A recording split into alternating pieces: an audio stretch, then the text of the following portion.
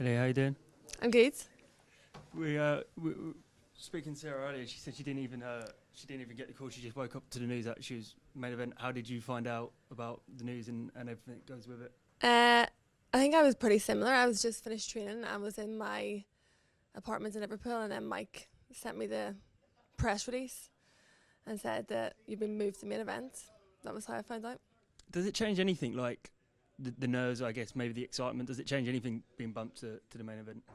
Uh, it's obviously an honour because two females are headlining the card in Wembley. I was the main event at Bellator Europe. You know, and it was like history is the first female to represent as a woman and get that call. So it's nice to just have that again and here in London. I love fighting in London. I was co-main event when MVP fought here a few years ago and it was exciting, so I'm glad to be back. Yeah, and Sarah was quite honest when she was speaking to us. She said she doesn't necessarily like all of this stuff. It's all still quite new to her. You obviously have the benefit of being through this all a little bit more. Do you think the fact that you have the experience both in and out the cage come fight night will actually be quite a big deciding factor? Yeah, I don't think anybody likes doing this when they're cutting weight and exhausted and fed up, but I think the experience of always being like thrown in at the deep end or always being pushed up the card or made main event definitely helps. I don't know how she deals with pressure, how she handles it, but I definitely feel the benefit this week because it just feels like business as usual. Leah, obviously after the Sinead Kavanagh fight kind of fell through, how quickly, like when did you start feeling like, all right, I'm ready to get back training and get back in the cage and stuff? So it took a long time because the break was so bad and I tore my oblique as well. So if you think like any twisting, any movement at all, like I couldn't sleep, I couldn't barely breathe for so long. It took so long for recovery and my rehab. And then when I felt like it was healed, even when I went back training, I kept like twisting it, or anytime I had weight or I was carrying anybody's weight and trying to rotate, it was playing up again. So it took a long time to feel 100%. It was probably like July time or end of July I started feeling like okay, like back to full health. Was there a point like maybe like kind of April, May time where you're thinking it's not healing at this pace you would have liked, that perhaps the year was going to be like a write-off? Yeah, totally. I think the doctor at the time, the surgeon, said if it doesn't heal, it's still like sticking out a bit. If it doesn't heal, you might have to get a metal plate under the rib to flatten the rib and let it that heal, and then take the plate out again if it doesn't heal it the way you want it to. But luckily I did like extensive rehab and just followed everything by plan. And of course, it says it here, #1 contender fight. Again, yeah. So after, like, presuming you get the win, are you going to have to, like, go to Saudi yourself and I don't know what track I'll down have to Chris do. Cyborg? Who knows what I'll have to do. I've already faced off against her. It was meant to be happened so many times. So unless I'm in the cage with her, then that's when I'll believe it's the #1 title fight. How do you reckon her fight with Pacheco's going to go? It's always hard to. I always say it's always hard to bet against Cyborg. I think she's obviously got heavy hands. She's extremely dangerous, but it's always hard to bet against Cyborg. Hi, Leah. You're one of the biggest names in the division. Well, one of the biggest names in MMA, full stop. Do you think that puts an extra target on your back? And if so, does that make you train even harder? It probably puts an extra target. People, obviously, it's a big opportunity for Sara, isn't it? She's coming in and she can. It's a big opportunity for her to kind of shine. But I think I'm used to that from the start of my career. I'm always have extra pressure, extra expectation. I just am kind of used to it by now. You're known for your ground game, but do you think people underestimate all the other skills that you bring to the table as well? Yeah, I don't think I've actually got to show that. Like, I am comfortable on the feet. I think especially a lot of my last fights have been grappling, heavy camps, because there's such Katzengano, Sarah McMahon, they're all extremely talented grapplers. They were quite wrestling heavy camps, and we knew the clinch was probably going to come quite early. So we've definitely been working on our striking and trying to just improve every camp, trying to get better every camp, and hopefully show that on Saturday. So, as you said, it's history with you guys, main event in this card. She's going into this fight undefeated. How big of a scalp would it be for you to take that from her record? Yeah, she's extremely tough.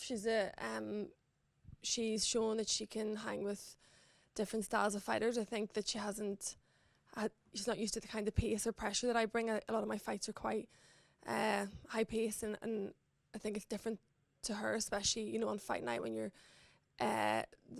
you're waiting around, you're waiting, you're going to be the main event. It's kind of like extra pressure. I think that'll play into my hands. And finally from me, this has been advertised as the #1 contender. Again. Are you hoping for Cyborg to win? And if so, how do you think you match up against her? Yeah, I think obviously ideally if I was fighting for the title, it would be against Cyborg. She's she is the best of all time. She's the biggest name. She's fought everyone. She's won all the belts. And I just always believe that there's a way to beat anyone you come up against, no matter their experience or skill set. And I believe in my team and my training partners, and we will find a way to win.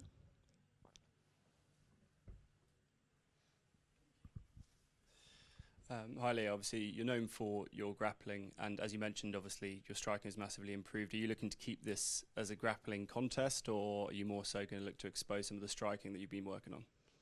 Yeah, you know, I'm just looking to go in there and be the best version of myself, whether it's on the feet or when it hits the ground. You can't really plan ahead what's going to happen. I could clinch in the first minute, it might not, but I just am prepared everywhere, and that's, you know, we've worked extremely hard. I have to leave my daughter for like 3-4 months at a time. I travelled to Liverpool to get the best training with the best coaches and team, and you know, it's shown in my last couple of fights just the improvements, and that sacrifice has paid off. You mentioned leaving your daughter there. I mean, what have you got planned post-fight? Is it going to be straight home, or are you going to be enjoying the London nightlife? Well, I wish. I actually am flying to Boston at 9 a.m. the next day. I have to be at a class in Harvard Business School at 3 p.m. They have a crossover to business course with athletes, so like all the NBA or NFL or I've been accepted onto this course. It's like a semester long at Harvard Business School, so I literally have to be in class at 3 p.m. the next day at Harvard, so I really hope I don't have black eyes or injuries. Well, let's hope for a quick finish. Yeah, the first round. Well, thank you very much. Good luck for your fight. Thanks. So obviously, I know you expressed a little bit of frustration sort of after the merger. You felt maybe not being respected as much when it came to the rankings. This fight now being a main event, and you know, I know we keep saying it, for the #1 contender slot, has that sort of gone any way to maybe healing those feelings, or is it still like you just trying to prove that you are at the very top of this division? Yeah, obviously I was frustrated whenever they didn't make the Cyborg fight for Belfast, but I got injured anyway, so I can't bitch and moan too much, because that fight would never happen, because obviously this wasn't in God's plan. So I'm here, and I'm just excited to be given that, you know, as a woman, as that profile, and to be able to come out and show the improvements that we've made over the last couple of months, even with being injured. And obviously with the difficulty of trying to make a fight with Cyborg, if obviously depending on how that fight goes, if they were to potentially offer you the rematch with Kat, is that a fight that you do want to get back down the line as well? Yeah, you know, I really wanted that fight back. I think it would have been an exciting fight. I don't really know what her plans are. They've told me to, you know, if all goes well on Saturday, to stay ready for October in case anybody pulls out of that fight. So, but my focus is on Saturday night and just get the job done. And not to go too much into, obviously, with Ryan's recovery at the minute, he's shown incredible progress compared to especially what the prognosis was. How has that sort of driven you on during this camp, you know, seeing how far he's come from where he was? Yeah, I've heard he's had an amazing recovery, and I wish him well with the rest of his healing. As well, best of luck on Saturday. Thank you. All right, jumping over to the Zoom, let's kick it off to Mike Pendleton. You've been asked 100 times about everything kind of leading up to this fight. When Saturday gets here, can you talk about the emotions you'll have to just get back in there, once again prove your standing as the, you know, top contender in this division and one of the best female fighters in the world? Yeah, you know, I'm feeling really good. We've had such a great camp. So much hard work has been put in the gym, and I just, you know, that's where the hard work really does happen. It's like getting into the gym every day, leaving my daughter, leaving home, going to Liverpool. Like, that's where, like, the sacrifice I make. And you know, on fight night, I just have to go in and get the job done. I always give 110% in camp, and I always leave everything in the cage, so I never have to worry about not doing my best. So I just have to just let go and just show the best version of myself. No.